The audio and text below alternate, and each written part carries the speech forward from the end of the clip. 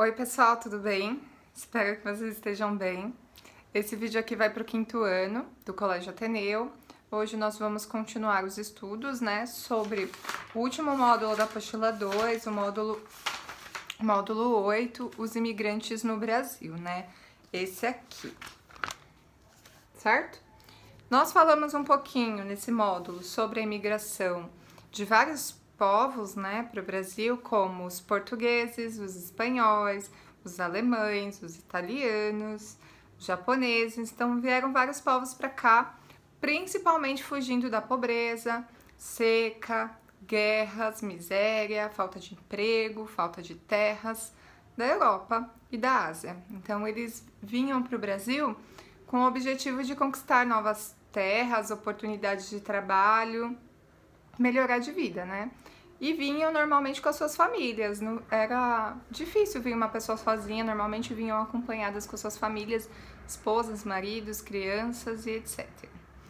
Certo? Muitos até vinham para cá e deixavam o resto da família lá, traziam uma parte da família e deixavam o resto lá, tentando melhorar de vida e depois trazer o resto da família para o Brasil. Para onde esses imigrantes foram? Principalmente para a cidade de São Paulo, para trabalhar no interior, nas fazendas de café, também nos centros urbanos para serem operários ou trabalhar no comércio, aqui em São Paulo, também no Rio de Janeiro, Minas Gerais, e muitos foram, inclusive, para o interior do país e também para o sul do país, né? Então, para a região sul, Paraná, Santa Catarina, Rio Grande do Sul, foram muitos imigrantes, porque essas terras não eram muito povoadas, tinham poucas pessoas, então tinha terra sobrando.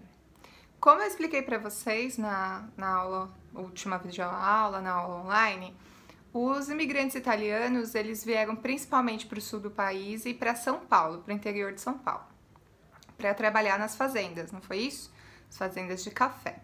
Alguns vieram no sistema de colonato, então eles teriam terras que o governo brasileiro deixaria, né, eles tomarem conta dessas terras, plantarem, criar alguns animais, poder sobreviver. Outros vieram já para trabalhar na fazenda específica de café.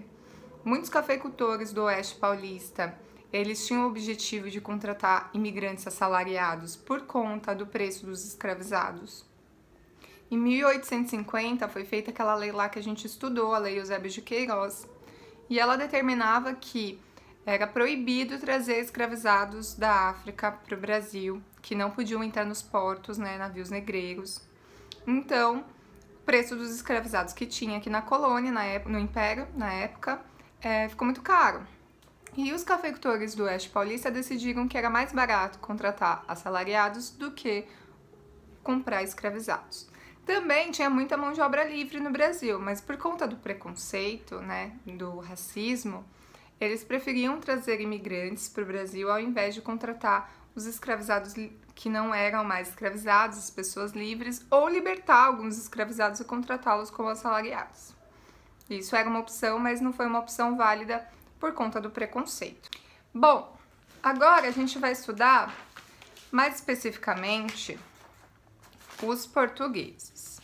Lembrando de uma condição específica que os italianos tiveram quando vieram para cá, que foi a vinda, a viagem, né, o aluguel, o salário adiantado na época da viagem. Então, os cafeicultores pagavam a viagem desses italianos para o Brasil, eles chegavam aqui já endividados e permaneciam endividados, por quê? Porque aqui eles tinham que comer, eles tinham que alugar casas, tinham que pagar, né, o aluguel, eles tinham que fazer sua família sobreviver de alguma forma, então eles ficavam pegando dinheiro emprestado com os cafeicultores. No final eles trabalhavam de graça, não recebiam salário, porque eles estavam sempre endividados e a dívida era sempre maior do que de fato eles tinham consumido, né? De fato eles tinham. Então isso fez com que o governo italiano proibisse a vinda de italianos para cá por conta desse sistema de colonato quase escravizatório. Basicamente, os italianos estavam sendo tratados aqui no Brasil como os escravizados, e aí o governo proibiu. Aí passou-se um tempo, né? Ali a gente está falando da metade do século XIX, segunda metade. O governo brasileiro passou a financiar a vinda desses italianos para cá para fazer com que o governo italiano permitisse novamente. Então, o próprio governo ia financiar a viagem, a moradia, a estadia nos primeiros meses, para eles se instalarem aqui. Aí voltou a ocorrer a imigração para o Brasil dos italianos. Agora a gente vai ver um pouquinho dos portugueses, na página 138. Essa daqui. Essa página é bem interessante, que ela tem um mapinha, né? Então aqui tá mostrando Portugal e o Brasil. Então eles vinham de Portugal, chegavam aqui no Brasil, principalmente no Porto do Rio de Janeiro e de São Paulo. E também os japoneses que saíam lá da Ásia, ao longe, e atravessavam o Pacífico e chegavam por aqui no Brasil, ou vinham por aqui mesmo, ou faziam esse contorno aqui, ó, todo o continente, passando pelo Pacífico, Índico e o Atlântico. Essas viagens eram feitas de navio, né? Navios a vapor, grandes navios a vapor que traziam muitos imigrantes. Os portugueses vieram um pouquinho depois dos italianos, no final do século XIX e o começo do XX. Diferente dos italianos, os portugueses vieram mais para os centros urbanos. Os italianos foram mais para o interior, né, para a região do campo rural, e os portugueses foram mais concentrados nos centros urbanos. Foram compor a mão de obra operária e também no comércio. Eles estavam saindo da Europa principalmente por um período de seca que eles estavam vivendo, muito grande no final do século XIX.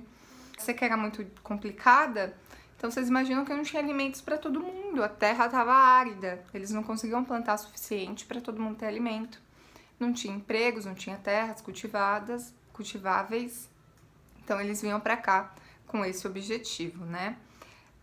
Nessa página 138 também tem um passaporte, né, de um imigrante que veio, uma família portuguesa que veio para o Brasil em 1920, já no século XX. Esse passaporte mostra um pouco de como era o sistema, né, para você imigrar para outro país. Aliás, até hoje é assim, né, tem que tirar o passaporte, o visto do país para poder se mudar.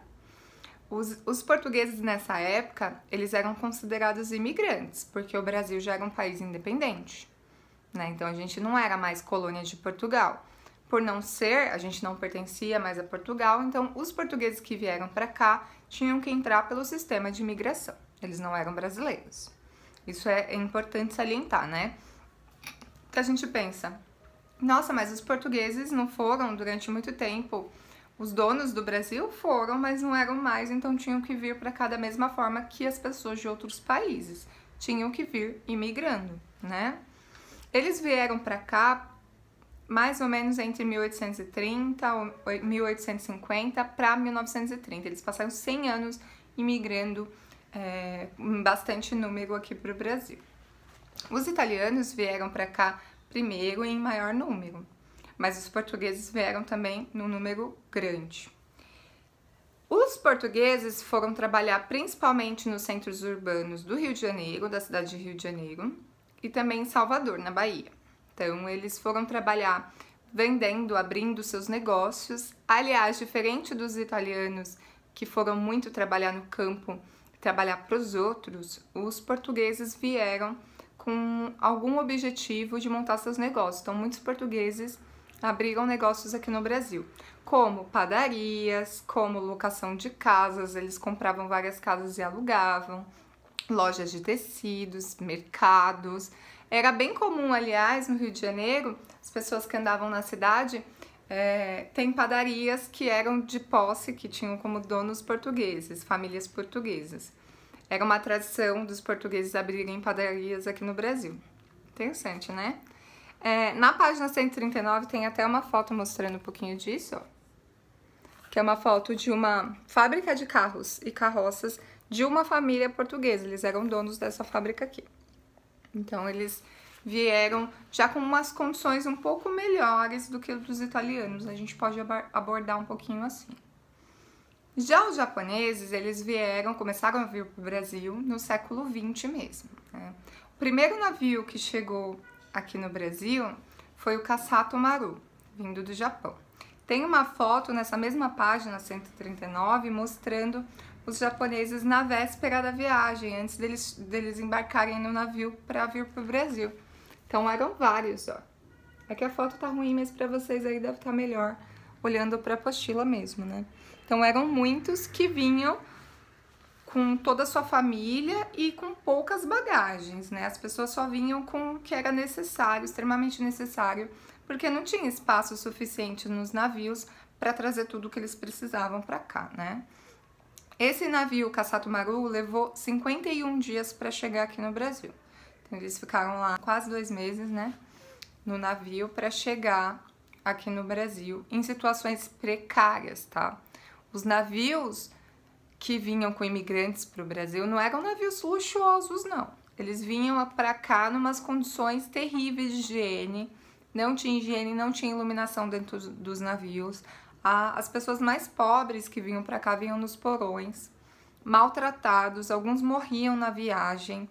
Lembra até um pouco os navios negreiros, que traziam os escravizados para o Brasil, porque a situação era de miséria, falta de água, de alimento, porque 51 dias no mar, né, sem parar, eles não tinham alimento suficiente, então foram em condições terríveis que eles vieram para cá. Tanto que muitos comentam em alguns documentos que foi traumatizante sair da sua terra e vir para cá nessas condições, certo? O Brasil ele recebeu mais ou menos entre 1908 e 1940 190 mil japoneses. Então foi uma imigração em massa. Tanto que os japoneses vieram principalmente para São Paulo e a gente tem um bairro, que é o bairro da Liberdade, que é um bairro que concentrou muitos japoneses aqui no Brasil. Então ficou um bairro japonês, com a cultura japonesa, né? Até a arquitetura do lugar lembra a cultura japonesa e tem muitos restaurantes japoneses hoje lá. Pena que a gente não pode sair de casa, né? Mas tem, é bem legal de visitar. Tem também aqui na região de Mogi das Cruzes, não sei se vocês conhecem, provavelmente sim, uma comunidade japonesa bem grande entre Suzano e Mogi. Porque alguns japoneses vieram para o interior, né, para as regiões metropolitanas, para trabalhar nas fazendas de produção de alimentos mesmo. Alguns japoneses trabalham com hortifruti, com plantação de arroz, ali em Mogi. E desde esse período, mais ou menos 1920, 1930, eles vêm para cá, para essa região do Alto Tietê, para produzir alimentos. Interessante, né? Na página 140, a gente tem lá o navio Kassato Maru, que veio para cá, para o Brasil em 1908, com 781 imigrantes a bordo do navio, naquelas condições que eu falei para vocês, né?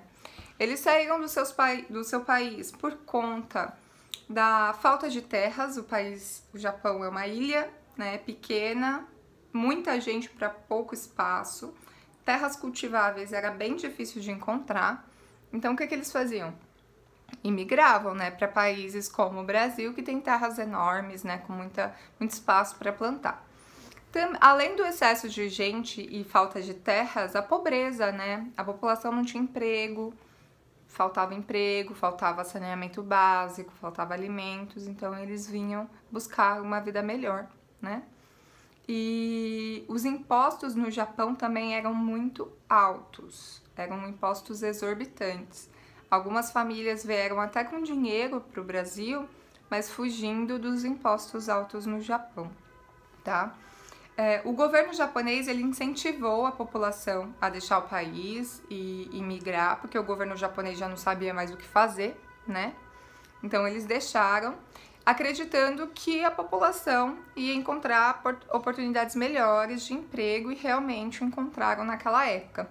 Mas interessante a gente pensar que um tempo depois, já 1950, 60, até 1980, a imigração se inverte. Muitos brasileiros vão para o Japão tentar uma vida melhor.